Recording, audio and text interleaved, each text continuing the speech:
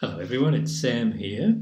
Look, I just wanted to take this opportunity before you submit your first assessment to offer you some words of encouragement and to say how great it is to see the amount of activity and the interaction that's going on our discussion board, particularly with this first assessment. But I also thought I'd remind you that one of the resources in the resources folder is actually this marking rubric, and this is the rubric that we use to actually mark your work.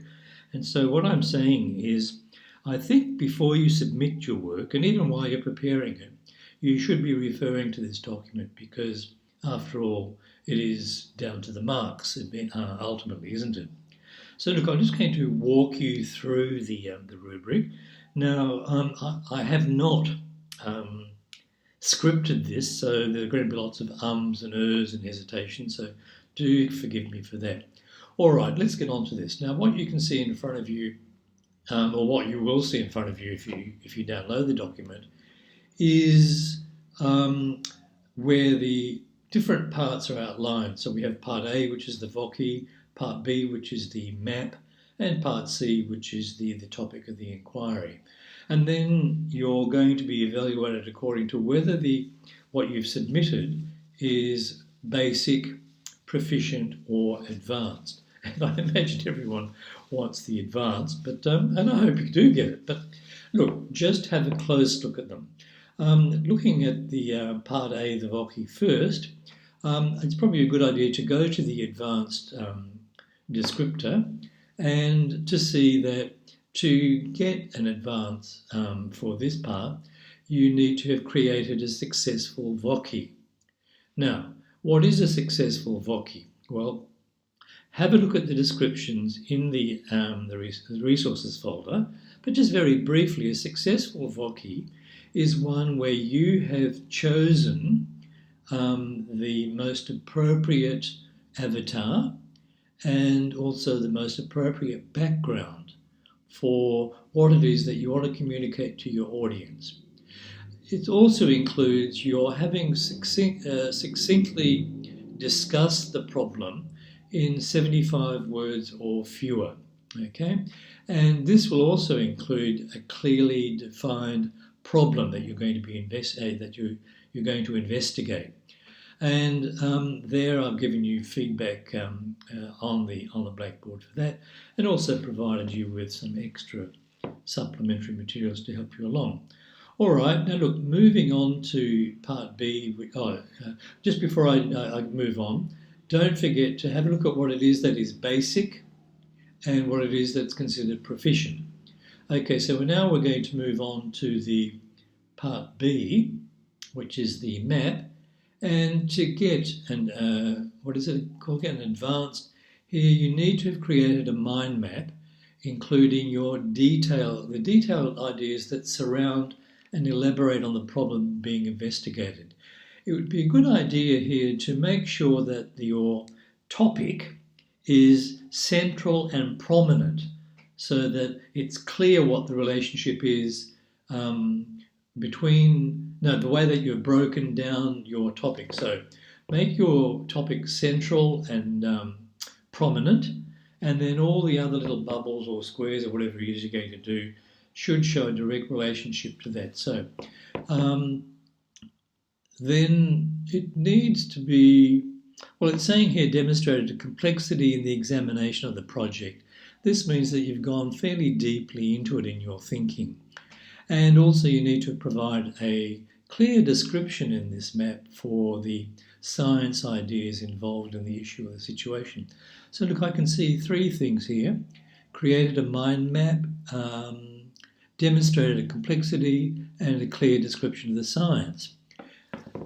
Moving on to part C.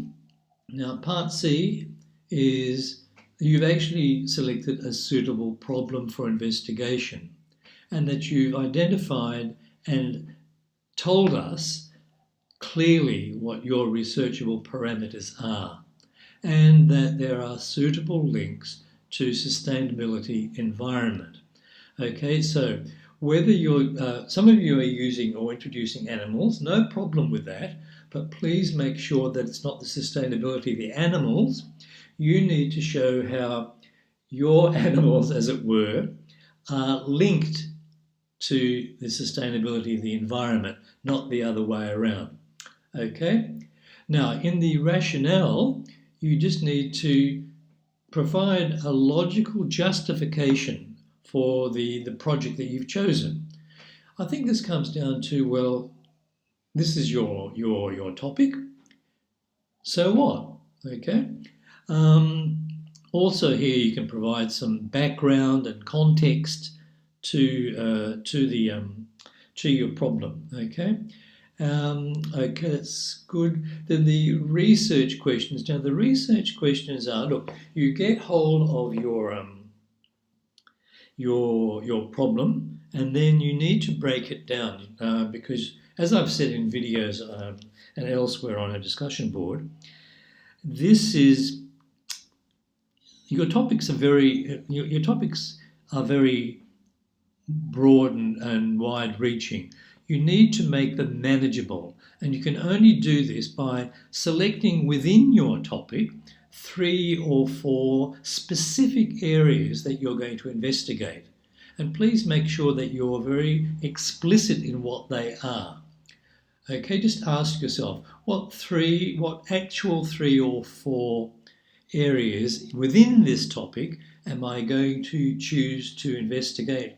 And having chosen those limitations or parameters, you will then base your research questions on looking into each of those parameters. Okay? All right. Then the methodology. Well, the methodology here is, how are you going to look into these research questions? Okay, what specific steps? This is a proposed methodology. In assessment 2, you'll actually tell us what methodology you followed, and it's a bit like a recipe, in that if someone reads a recipe that you have got, they should arrive at the same what do recipes do? The same dish that you're talking about. All right, and if you don't provide enough detail, then they might not arrive at the same dish, if you like. In more scientific terms, they have to be able to follow your methodology so as to arrive at the same outcomes and findings that you have. And if not, then that weakens your position. The resources, well, I keep telling you, I keep banging on about recent credible resources to inform and support your investigation. Okay, and then finally we come down to the referencing and academic writing. Please remember that you are doing APA 6th edition referencing, and I've provided a link to that on our discussion board as well. And to do well here, you need to have English, which is free of spelling and grammatical errors, as well as the correct referencing. Now, just one final note. You will be putting all this on a Word document. Please don't use any other documents. It makes things very difficult, and then we'll have to chase you up. And sometimes it's impossible to actually read the document that you've uploaded. So please do make sure that it's a Word document. Okay, look, I better stop there. I don't want to overburden you with this, but I'll just finish off by saying good on you for the efforts that you're making, and I want to wish you all the best for your first assessment. Thanks, everyone. See you online.